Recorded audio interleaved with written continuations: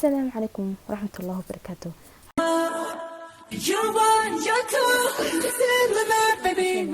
waxa weeyaan sidayna ku bilaabmaysaa inan magaceeda la yiraahdo Yaasmiin. inantaasi waxa ay dhameysay jaamacadda maalinteeda waxay ku noolaayeen ay deganaayeen Yemen. inantaasi Soomaaliyeed bay ahayd, family-geeda laftigeeda Soomaali bay ahaayeen. kadib maalinteeda cafeteria-da joogta inan bay iska barteen. waxaa isagu ka yimaaday wadanka Yemen muu deganeen waqtiyada ay fasaxa ayuu iman jiray. kadib inantii markay isbarteen waxaa dhacday in inantiisa wada xiriiraan. kadib wuxuu kasoo wareegay adigu week ayaa waxaa dhacday in wuxuu dhahay waxaan rabaa inaan kusoo doono deeto abaan imaado. deeto kadib inantii waxay tala waa caadi u imo. deeto inantii kadib waxaa u sheegay horta intaan u tegin xaafada inuu arooskeeda ka dhici doono dibadda. deeto inantii waxay tiraaday yani taa markaa yeelayo maadaama family-ga degan yahay waxaan rabaa inay farxadda qaybsadaan. okay wuxuu yidhaahday wuu yeelay, family-gu yimaadeen. inantii waxaa dhacay meherkii baa dhacay. deeto markii meherka dhacay inanka wuu noqday. kadib family-goodii ayay inanta dee iskala nooleed. kadib inankii way soo wada xiriiri jireen, way salaami jireen, wada hadli jireen. kadib waxaa dhacday waxaa kasoo wareegay inanta meherkeeda wuxuu kasoo wareegay sanad meelahaas.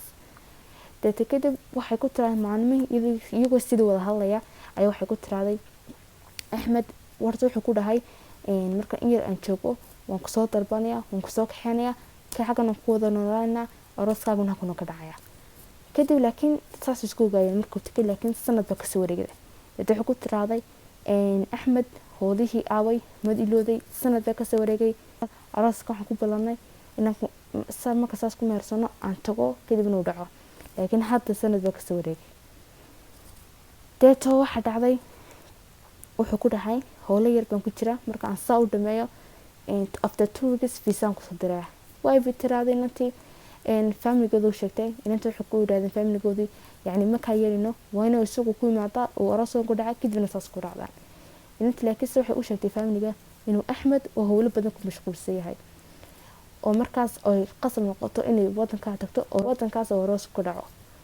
kadib family-gii waxay yidhahdeen haddii saa noqotay waa yahay visa-gan tala soo diray. waxay bilowday inantii inay ay dalkeeda diyaarsato ay deeto saa ku baxda.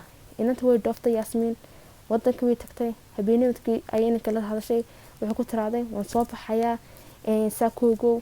deeto wuxuu ku dhahay waa sax anaa ka hor imanaya subaxda anaad helisaa bartaasee madaarkan ku hor imanaya. waayba tiraaday inantii farxad baa ka dhacaysa, aad bay u faraxsanay inantii. diyaaradii bay raacday. kadib way tagtay wadankii way gaadhay. airportka markii kasoo degtay yani waxay ka filisay Axmed oo aragto, laakiinse inantii way yar argagaxday. way weyday Axmed, way raadisay, way weyday. wadanka cid kama taqaano, cid kama garanayso, kaar ma sidato. waxay bilowday inantii in yar isyara mashquuliso. kadib intaas telefoonka ka xiran kulay uu soo baxay soo diyaar garoobay gaadhi badada yar jaama iskala dhaxsay inantii. waxaas markii taaday way ku celisay saacad ka soo wareegtay. telefoon meesha dadkii ag joogay ay telefoonka qaraacday. telefoonka markii qaraacday waxaa lagu leeyahay telefoon uu xiray yahay. inantii way qaadan weyday, way ku celisay haddana uu xiray, way ku celisay haddana uu xiray. kadib inantii waxay tiraaday alla ilaahayo maxay talo waxani talo ma gaadhi ba talo ma accident ba ku dhacay Axmed talo maxaa helay. balanteen waxay inuu bartan ugu imaado oo kadibna halkan kadibna ka kaxeeyo. anigu meeshan cid kama garanayo, wadanka cid kama garanayo, telefoon maysto. inantii warwarsanta way naxsan tahay. 2 saacadood kale kasoo wareegay. inantii dadka meeshii joogay ayaa weydiiyay maxaa ku dhacay. deeto waxay ku tiraaday ninkeygiiba imanayay saa daraadeed telefoonkiisina uu xiran yahay, markaa isagaan sugiyay, cid kalena wadanka kama yaqaano. dadku waxay ku dhaheen oo cidna meesha kama taqaanin miya haabay ku tiraaday. hadda waxay ku dhahdeen isdeji caadi iska dhig. inantii markay ka naxeen ay arkeen inay warwarsan tahay ay waxay ku dhahdeen dadku waxay isku dayeen inay dejiyaan inanta. deeto telefoonkoodii nambarkiina kaga sheegtay way qaraaceen, telefoonku xiran yahay. inantii argagaxan caadi ahayn baa haysta. marna waxay leedahay talo bilaay isagiiba accident ku dhacay, mar waxay leedahay talo maxaa jira maxroon. inantii way yaabsan tahay. kadib inantii sidii ahaataba 5 saacadood baa kasoo wareegay. airportka bayna dhex fadhidaa, cid meesha kama taqaano. haddana kama quusan way qaraacdaa, wuu xidhay telefoonku. dadka markay ka yaabeen buu ku yidhahdeen kaale anagana raac. deeta kadib inantii waxay israaceen 2 hablood baa sii kaxeeyey. deeta 2 hablood oo iyaguna jaamacad ahaan u socday ay sii kaxeeyey. hablihii markay arkeen inantii waxay isku dayeen inay dejiyaan oo ay ku dhahaan anaga ku joogna wala wadanka istaji. 2 hablood magacoodii bay isku sheegeen.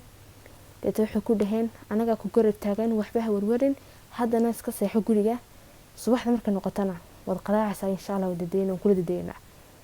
inantii sidii wahayd telefoonkii habeenkii markay guriga timaaday waxay ku yiraahdeen iska soo nafis, waa ka xamaankiisa gal, suuliga iska soo meedho. way soo meedhatay. kadib waxa dhacday way kama qusan inta way qaraacda. hablihii waxay isku dayeen in inta dejiyaan. kadib inta way qaraacda, telefoonku xidhay yahay. subaxnimadkii markay noqotayna hablihii baa kaxeeyay. waxay isku dayeen in dhakhtarada soo eegaan oo ay inantii imika waxay haystaa Yasmiin, inantii magaceeda Yasmiin balaarday. inantan waxay haystaaba inuu accident ku dhacayba. dhakhtaradii baa laga soo eegay, waa laga soo waayay. inantii way yaabsan tahay. xusan kugu galay bilaadahay, maxaa sameysay bil isagu macaafin bilaa isagu wax soo gaareen, waxyaalo badan baa isku soo saaray. kama filisan inuu soo qofku si caadi ah toos telefoonka xidhay, marna maskaxdeeda ma soo gelin. kadib inantii waxa ka soo wareegay 4 cisho. family-geeda waa la soo hadlay, wuxuu ku dhaheen ka waran hooyo Yasmiin, wadankii ka waran, Axmed waa sidee, nagu dhib Axmed baan rabnaa inaan salaamno. inantii laakiin waxay bilowday inuu waalidkeed aniyada u dejiso ay tiraahdo Axmed wuu fiican yahay, maadaama iyagoo ay ku soo calaadagteen ka timaado oo ay rabeen waa labadeeda waalid inay isagu imaado u kaxeeyo, laakiin ay geli wada oo kadibna tiraahdo wuu mashquulsan yahay, markaas daraadeed anaa ka fudud u tahay. daraadeed waalidkeeda saa ku soo raadayday waxay awoodi kar wada inay ku tiraahdo waan waaye, balse waxay waalidkeedu sheegtay inuu fiican yahay oo iska dhigaysaa inuu la joogo. xaasho kale ka soo qosatay.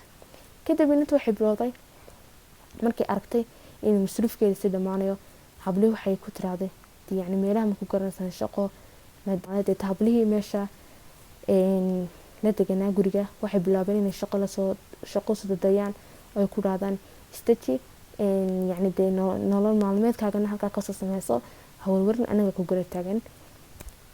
waxay u geeyeen qaar is garanayaan, ay inantii u shaqo geeyeen.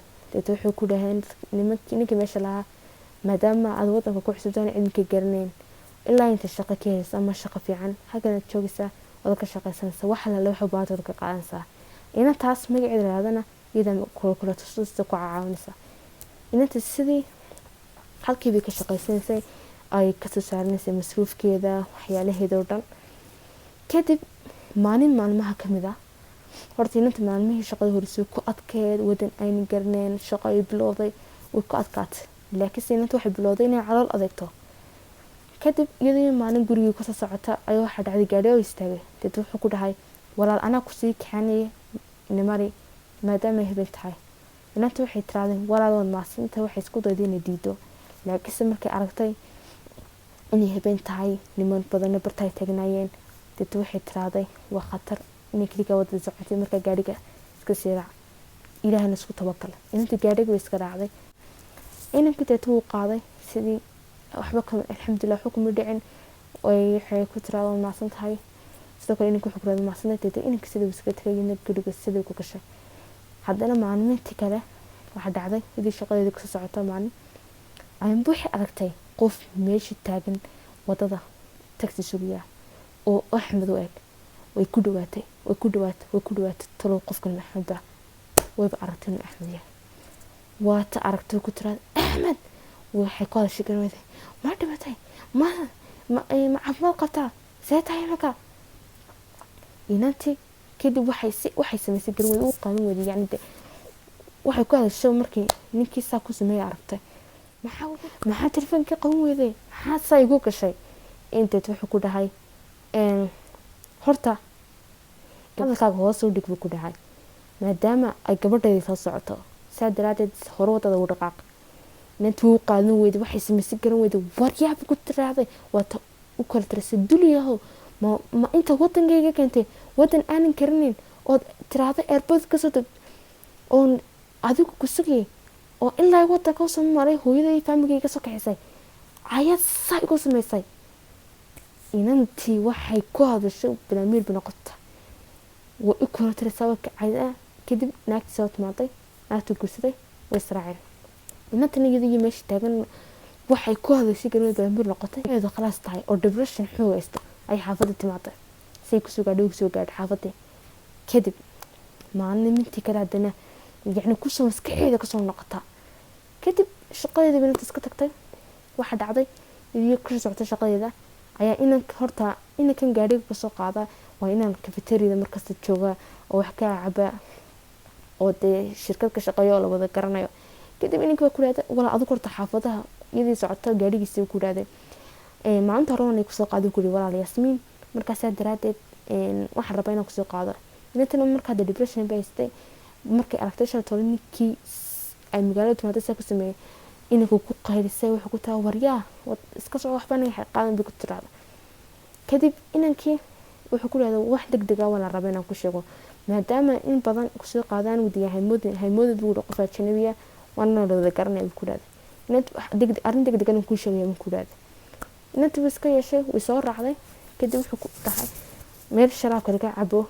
ay tagay dadka markii sharaabka ay dalbadeen ay waxa dhacday waxa uu sheegay wuxuu ku dhahay arintan ku sheegay waxay walaal waxaan rabaa maadaama aan arkay dabeecadahaaga soo noqoto qof fiican tahay oo meherada ka shaqeysina aan ka cabashax taadara aan jeclaystay inaan ku guursado kadib intuu ku xanaaqday wuxuu ku tahay aniga taqaana yaa tahay nolosheeda maxaa kan ay dhigay maxaa familygada ugu soo fogaaday maxaa kan keenay wada aan garaneyn nolosh ma garanaysid yaa tahay ku tiraada inantu waxay bilowday inanka sheekadii dhan ugu shaqeyso ay ku tiraado magaalada aan wisaasan imaaday ay tiraaday nin basay galay nin basay khaymeeyay nin basay gu sameeyay sheekada inantu kadib inuu sheegtay wuxuu ku dhacay dhan inay ku sheegtay kadib wuxuu ku tiraaday waxa khaliyaan ka codsanaya ma caawin kartaa ninka waxaan rabaa inaan ka arkusto ma ka caawin kartaa inaan ka arkusto kadib wuxuu ku dhahday wax allaale waxa ritoon ku sameeyaa inta inantii sidii bixin guriga saga timaaday kadib waxa dhacday maalin maalmaha kamid ah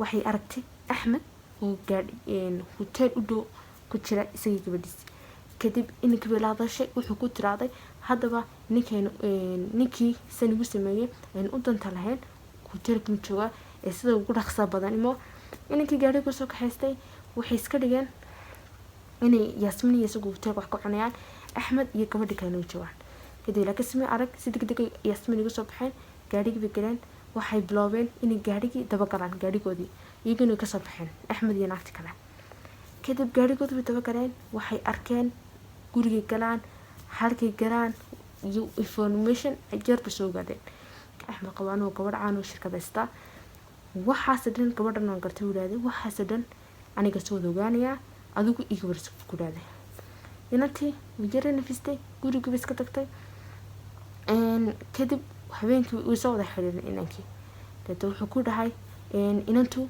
halka xaafidooda halkaas ka soo jeeda waxa xaafad lacag leh sidoo kale maxarrada Axmed maandhow bis barteen kadib markuu mehersaday laakiin aroskoodu wali ma dhicin information badan buu sheegay kadib wuxuu ku dhahday imika in yar information ma ka soo qaaday laakiin marka information badan aan ka soo qaado aan baan ku soo socodsiin adiga ku sheegaya waayahay telefoonka la dhigay bilaamtay inantii inay shaqadeedii iska gasho oo inankana ay ku u deysay oo yiraahday igu hadlay aniga waxaan dhan soo dhameeyaa kadib inanka wuxuu helay inantan Axmed kow shirkadu inuu ka shaqeeyo shirkadeeda aad bay ugu fiican yihiin kadibna uu gartay sidoo kale wuxuu bilaabay inuu inantii nambarkeeda soo qorto oo kadibna la xiriiro kadib waxaa bilaabtay inantii inuu sheegay wali Yasmiin inuu inantan uu yaqaano inuu inantan nambarkeeda soo qortay oo de shirkadooda isku fiican yihiin uu sheegay kadib wuxuu rabaa markay arinta soo dhawaato Yasmiin uu sheego inuu kaga farxiyo inantii wuu bilaabay inuu la hadlo oo uu ku idhaahdo uu ka dhaadhiciyo ninkan Axmed markaa inankan shirkadu ka shaqeeyay shirkada way isku fiican yihiin deeta waxa uu sheegay inuu ninkan Axmed uu inanta damac u guursaday inuu shirkada uu lacagaheeda iyo waxyaalaha soo galiyo dhan uu ka khaymayo ka qaato oo sidoo kale uu arkay Axmed oo lacago shirkada bar qaadanaya yacni dil oo qiyaamo wada uu arkay oo kadibna iska dhigayso uu ku leeyahay iska ilaali yacni ninkan hamoodi ninkaaga wan khaymo wuxuu guursaday shirkada lacagteeda iyo masraafeedkeeda wax ka soo baxo uu ka wareejisto isaa daraadeed ha guursanay imka maadaama isku meel waxyaalo badan political ku akhriyay oo u sheegay deeta kadib waxa uu ku guuleystay inankii markuu dhowr cisho inantii waxyaalo badan u sheegay inankana aaminsantay waayo maadaama shirkadooda isku xidhan yihiin ay ku tashatay inay Axmed ay ku tiraado ifur ay saa ku kala tagaan kadib markay arrinka isku soo dhawaaday wuxuu bilaabay inankii kale Cali baa ninka la jiray caawinay inanta Yaasmin oo u sheego oo ku yiraahdo kow waan soo wada ogaaday gasho sidoo kale inanta waa isku fiican waayo shirkadeeda aad bay iskula macaamilaan saa daraadeed waxaan bilaabay inaan la kulmo adigu inta Yaasmin wada sheegay deeta kadib waxa uu sheegay inuu ninkan Axmed uu khayaamaynayo oo gabar hore lahaa saa daraadeed ay taani gursan isaga tagto inantii aad iyo aad bay farxday Yaasmin waxay samaysay garan weyday inankii aad ugu mahadnaqday deeta kadib waxa dhacday isla markiiba bixi kadib messengerka waxa u soo garay ninkii Axmed ee inta khayaamayay dad wuxuu ku dhacday Yaasmin iga qabo arrin degdeg ah ku sheegaya wuxuu ku dhahay sida moodsi maaha waxaan rabay inaan naagtan lacag oo dhan ka qaadato aan ka qaato kadibna labadina aan kugu gursa adiga wuxuu ku tiraaday yaa la hadlaysaa waxay moodaysaa qof toqana aan rumaystay marbaana kuma rumaysanayo ee saad ku maqantay ku noqono kadib sidii beentu ninkii ay ku tagtay ay bal ku saartay hooshii ku goosay Axmed kadib waxa dhacday inankii oo ku dhahday waxaan rabaa Yaasmin inaan ku soo doono dad kadib watis ina ku xidhitaa way meega soo argoonaysa kadib oo kanta soo dhimay arrinka dad wuxuu ku dhahay inantii wadankaaga isaga noqo iska nafis markaad waxoogaa iska joogtid xaafadiina u nimanaya kadibna ku soo doonaya xaafadiina waxa ku tiraada ninkaas afkar weyne iskaga tagay dadintii xaafadooda way timaaday oo u sheegtay xaafadooda ka murgootay waxay ku yiraahdeen ma xanoon maqli weydii marka ku raanay joog adigu atisay adigu sida hadaba xaafaddu wuxuu sheegtay inay hadana alxamdulillah ay faraxsan tahay ilaahay qadar ku qoray ay aaminsan tahay inay ka yimaadeen hadaba dad in ka calooreenay inantu uu yimaad xaafadii uu ka soo doonay ma sha Allah inantii sidii ku xaqaqashay hadaba waxaan qashadan waxa weeyaan yani waxa laga baahay wax kasto ku dhacay inaad ku sabirtid ha yaraatay ama ha weynaatay qasadayna maanta intaas ku eg tahay wassalaamu calaykum waraxmatullaahi wabarakaatuh